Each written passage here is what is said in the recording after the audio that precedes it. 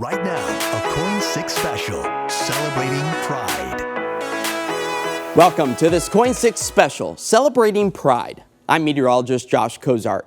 We're looking back at the successes of queer people this year and the challenges we still face. In 2024, minorities, including LGBTQ people, are seeing their rights re-examined through a legal lens. Oregon ballot initiatives underway now, like the Equal Rights for All campaign, are looking to explicitly ban discrimination against abortion rights, healthcare access, and marriage. It comes at an important time with Republican-controlled states adopting policies like banning gender-affirming care and restricting drag performances. Also on the decline, Republican support for gay marriage. A Gallup poll this week found 40% of Republicans believe gay marriage is morally acceptable, down from 56% in 2022. In Oregon, it's been 10 years since marriage equality was achieved. Emma Jerome spoke with the trailblazers of that time about all that we have achieved and asked the question, where do we go from here? Historic hearing today for gay marriage in Oregon as a federal judge began hearing arguments on whether the state's ban on same-sex marriage violates federal equal rights protections. We're all together in this, and we're representing the body of LGBT in the state of Oregon. Our argument is that the denial of equal protection and due process of law under the Oregon Constitution violates the federal Constitution. How well do you remember this time and that experience for you?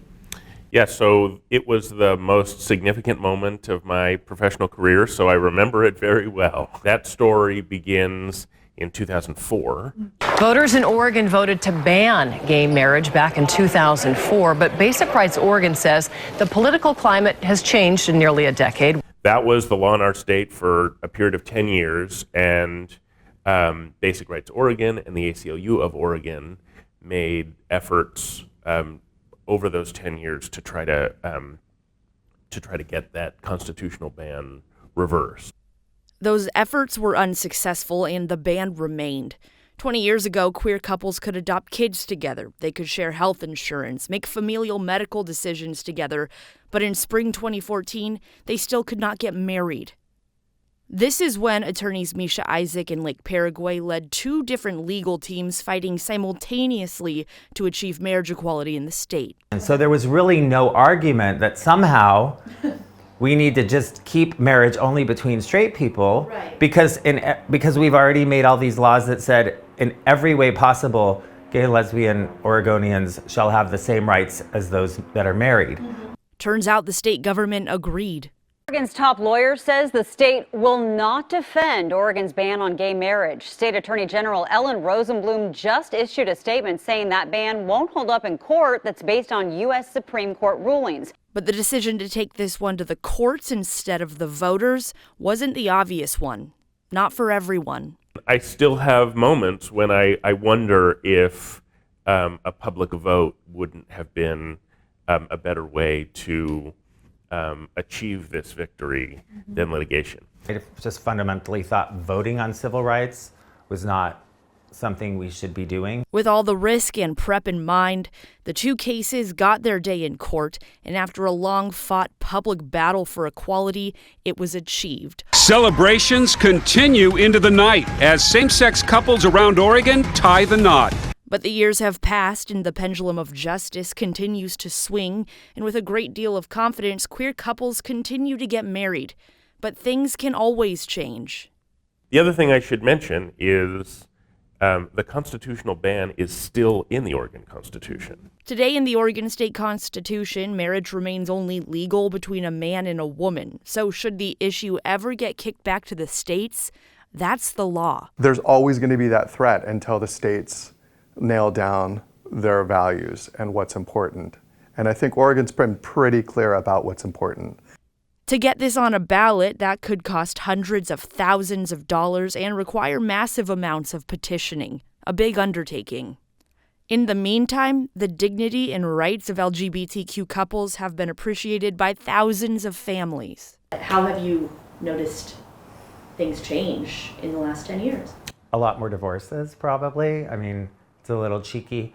It's hard to say. There's been I guess the fixation on it. So much has changed in the last 20 years since Measure 36 passed at the ballot, and in the last 10 years since it was ruled unconstitutional. I have an 8-year-old daughter.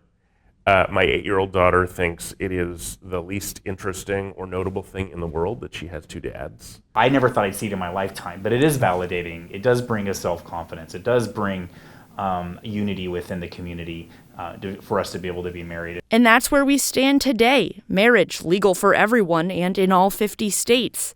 The question in my mind with all of this history behind us and uncertainty ahead of us was, where do we go now? When you go back and you read the kinds of things that people were saying in 2004 when Measure 36 was on the ballot, those things are shocking to read today. We should always question our own beliefs and where those beliefs come from, and maintain an open mind about making our community and our society a more just, equal, and inclusive place. Thank you, Emma, for that report. KOIN 6 is following up this Pride Month on a Portland-based app connecting queer-owned businesses with the community.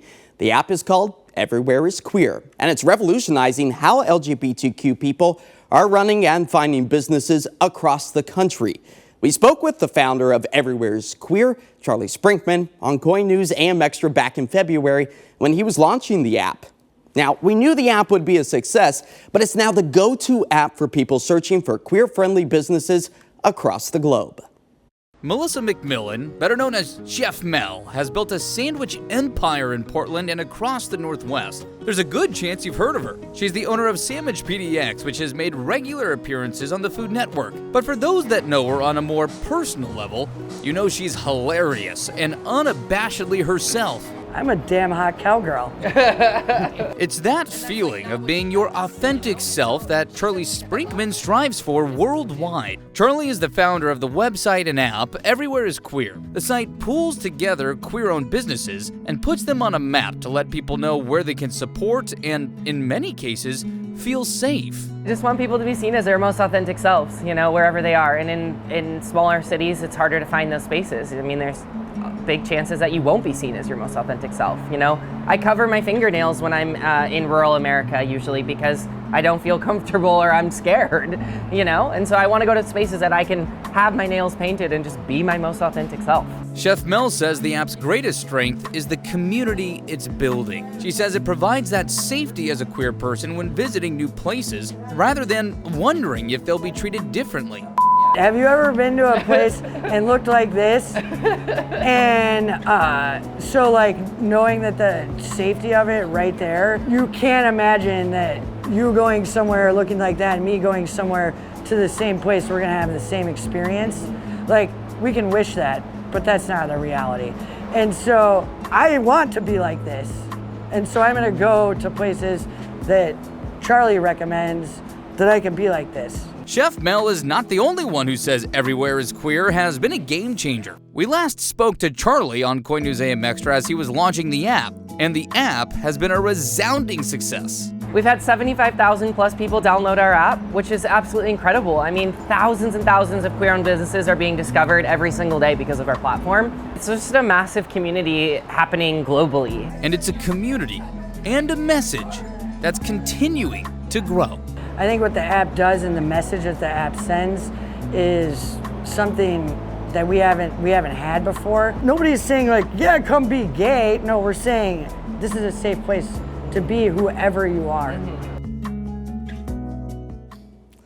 That, of course, was Travis Tyke reporting. Now there is a job board on Everywhere is Queer, so queer and ally-owned businesses can put job postings on the app after going through the application process. You can download the app on Android and on the Apple App Store right now. Portland's LGBTQ+ community rallies around Oregon's first national historic queer site, Darcel 15 Showplace. It's the go-to spot to celebrate the art of drag.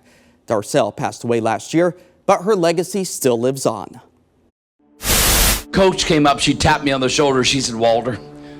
Yeah, she said, "Walter, you keep sashaying down the halls and in grade school like that, and someday you're going to be a drag queen." Portland has lost one of its icons. Walter Cole, the man behind the famous drag queen Darcel, died last night at the age of 92. That was just a little over a year ago, a loss that Portland's queer and allied patrons still feel today.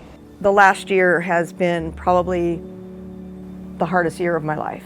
This is Darcel's family, and the people now carrying her legacy on with a tremendous amount of pride. It's a sense of pride that that we are keeping it going. It's got its moments, just like any business does. But overall, I'm proud to be able to be here and do what I can to, keep it going and keep it open for the community. And their pride has grown over the years. It wasn't all glitz and glamour, let's put it that way. I mean, until he got more well-known and I got older, then it was a lot better than it was at the start. It was something I didn't talk about. It is not necessarily because I wasn't proud of him, because I always have been, but I couldn't show my pride. I couldn't talk to people and brag about him because it just wasn't an open conversation that I felt comfortable to do. But I've made up for it in the last, few years. Every chance I got, I would tell him how proud I was of him. And every time he'd get an honor or something, I would absolutely make sure that he knew how proud and how amazing he was. That pride came from a generational evolution on the topic of being queer. In addition to that, the power of the Cole family. My mom had such a big heart and was so kind. She accepted rock, and she's a big part of why things went as well as they did with combining us and having us be able to have our dad. And that love was felt not only from Darcel's actual family, but through the queer space he provided. Darcel just had a way of making everybody feel welcome, everyone feel special and seen. Longtime co-host of Darcel's, Poison Waters, explained that Darcel's welcoming and joyous personality is still felt today. One of the things people look for in Pride, the Pride weekend and the Pride month, is they want to be seen and they want to be heard and they want to be appreciated. Well, Darcel taught us we need to offer that back to our audiences too. So if we get somebody from the South or the Midwest that we may or may not otherwise have crossed paths with, we need to be able to hear them and see what they have to say and embrace them and educate and entertain them as well. Portland now remembering him by naming a plaza after his stage name. He would have just been absolutely beside himself. He would have known that he has a plaza. He would just, I think that's the icing on the cake for him. You can still enter the world that Darcel created right through the doors behind me. It's one of the first queer spaces I felt proud to enter. And I had the opportunity to get to know Darcel, as so many of us did. One thing I want to leave with the community is what keeps me and myself together is knowing that some of the final words that he said were, I've done everything I can possibly do. I've done it all. There's nothing more for me to do. I'm ready. You can't dream something like this. It just happens. We're digging deeper into how the United Methodist Church is making big changes for its LGBTQ+ community.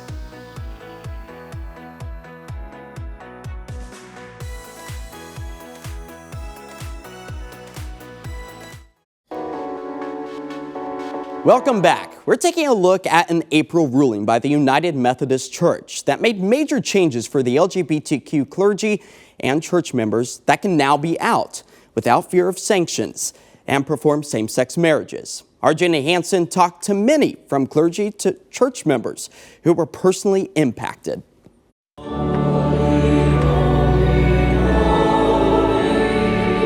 A weight has been lifted for congregants at Portland First United Methodist Church. A recent decision by UMC on a global level removed anti-LGBTQ+ language from its Book of Discipline and Social Principles.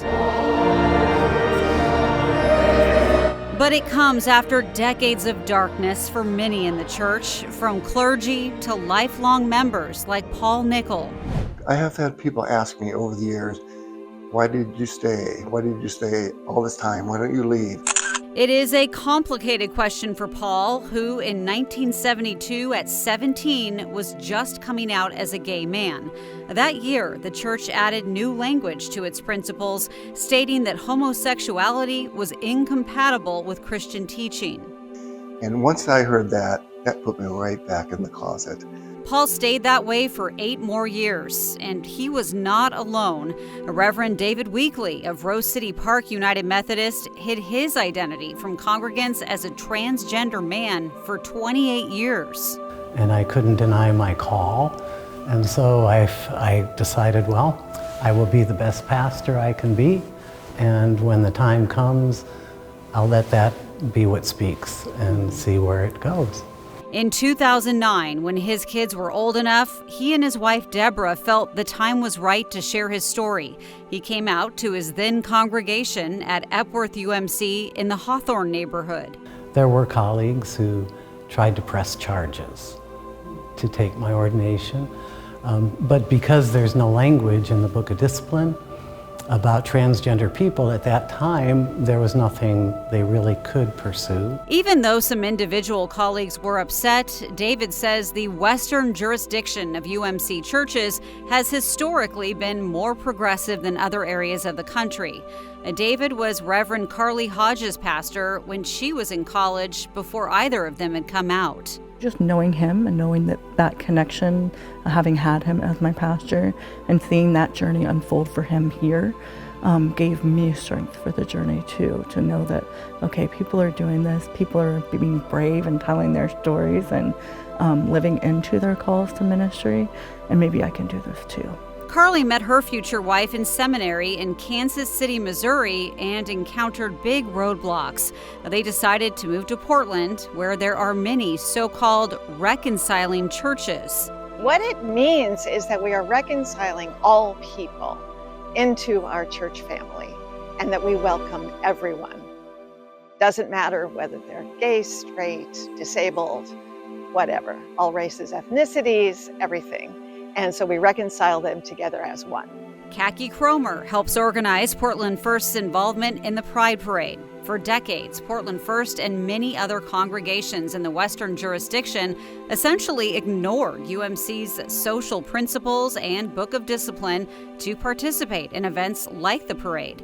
That's even when the church doubled down on anti-gay language at the General Conference in 2019.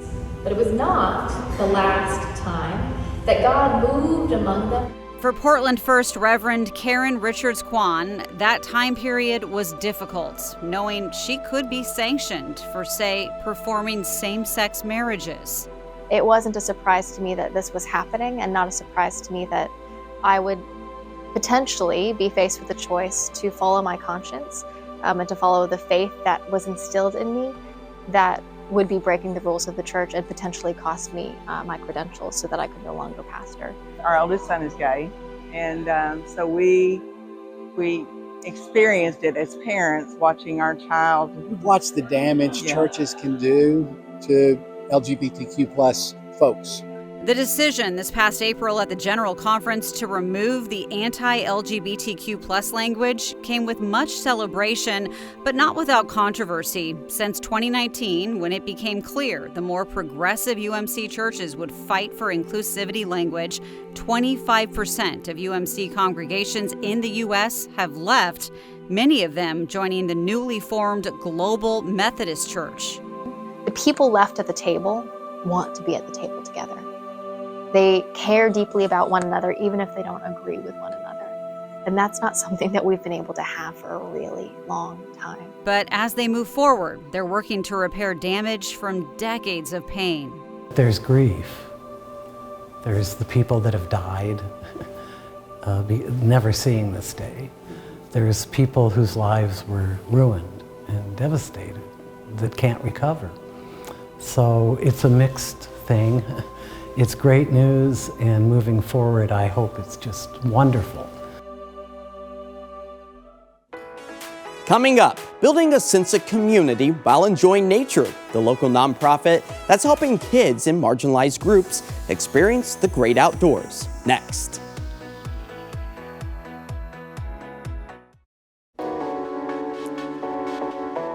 Everyone should have a chance to experience the natural beauty of the great outdoors, but that's not always easy for some marginalized groups. One local nonprofit would like to change that. KOIN 6 morning anchor Emily Burris has a look inside Wild Diversity and their life-changing work. Well, I had the chance to catch up with some of the Wild Diversity team during Pride Month for a hike in Forest Park. Thanks to the work of their nonprofit, more folks are finding that kind of connection to their peers and the natural world. When Mercy Mufon moved to the Pacific Northwest several years ago, they saw a need among Oregon's vast and beautiful wild spaces. As someone who loves spending time in nature, Mercy wanted to share that experience with other folks. That freedom, that rest, relaxation, that reset, like I wanted our community to have that. But that community can be difficult to build in spaces that are often white and heteronormative. So on top of those risks of worrying about bears and cougars and hornets stinging you, you also have being so far away from a support system of people who actually support you for who you are. And so Wild Diversity was born, a local nonprofit to help build community for all in outdoor spaces. At the end of the day, it's our goal for them to just feel comfortable and say, hey, I can try this on my own too in the future. Do you see people gaining confidence being outside in real time on these outings? Absolutely. I mean, when you look at the trajectory of a youth program where the youth comes in, they're brand new, and what they can accomplish by the end of the week is really huge. From afternoon workshops to weekend outings and multi-day treks, Wild Diversity offers all kinds of outdoor activities that help BIPOC and LGBTQ+ communities find their place in nature. I think it is really helpful to get out in a group and know that you have other folks with you who share some similar experiences and who are going to have your back. Kaya Austin signed up to be a volunteer guide in 2020. When I'm out with my partner, for example, in rural places, there is a question in my head of am I going to be able to kiss them right now? Are we going to hold hands and feel safe in this different environment where if somebody did mess with us, what are our options? We're out in the middle of nowhere. So having that psychological piece can really put a damper on things, which is why it's so special to be here in a group and have the support of Wild Diversity. Those positive experiences are what fuel the group to keep pushing past all kinds of barriers. Financial access through sliding scale pricing, a gear rental library, even scholarships, all help more people gain access to unique outings and memorable moments. I think that creating these moments of joy, creating places and spaces where people can find their love language outdoors are all things that create future stewards, and it's really important. If you want to support Wild Diversity and their work, you can join them next month for their annual fundraiser, Wild Queer, a dance party happening Saturday, July 13th at Revolution Hall. To get your tickets and to learn more about the summer camps and year-round programs that Wild Diversity offers, just check out this story at KOIN.com. Emily Burris, KOIN 6 News. Thank you for joining us for this KOIN 6 special, celebrating Pride. I hope you have a great night, and remember to always remain prideful.